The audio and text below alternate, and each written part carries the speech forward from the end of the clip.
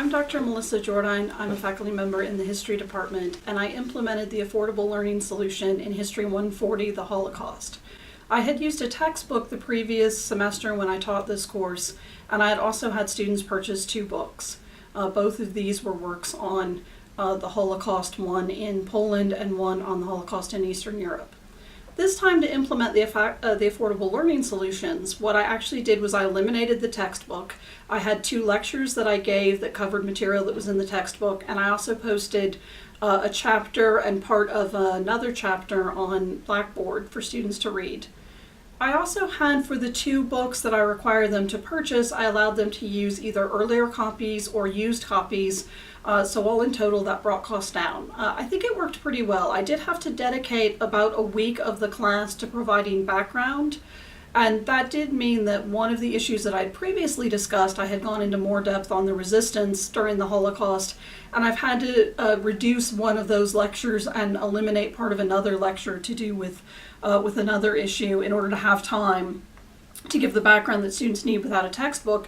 But so far it seems to be going really well. Students don't seem to be less prepared because they don't have the textbook. I do have several discussions still where students read additional material for discussions, and that seems to be working nicely with the additional lectures. So I've been pretty pleased with how it's gone, and I think that I'll continue to do this, that I won't assign a textbook in the future for this course because textbooks obviously are very expensive.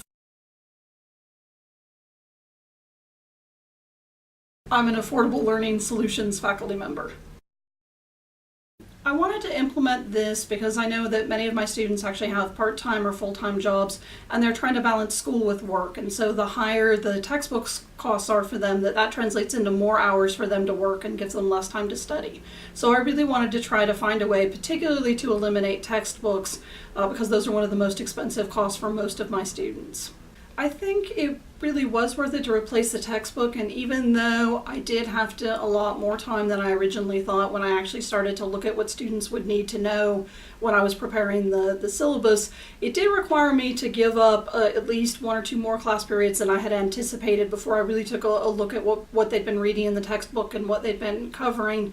But I would definitely do it again. I think it was worth it, and I think it's worth giving those lectures, and that in some ways it's actually more interactive. When you just assign a textbook and students read it outside of class, you can either do a quiz or you can talk to them about it in class, but when you give a lecture, they can actually stop you and ask questions. And so I felt like in some ways the material was being delivered more effectively giving it as a lecture than in the textbook. And because there were only certain parts of the textbook that we were using, I really felt like this was feasible, and this was a better solution because we were only using 6 chapters out of a textbook that had about 8 or 9 chapters. I haven't done this replacing it with a textbook where I used every single chapter in the textbook, but I think it would work for that as well. I think you would just have to devise other ways to deliver that content.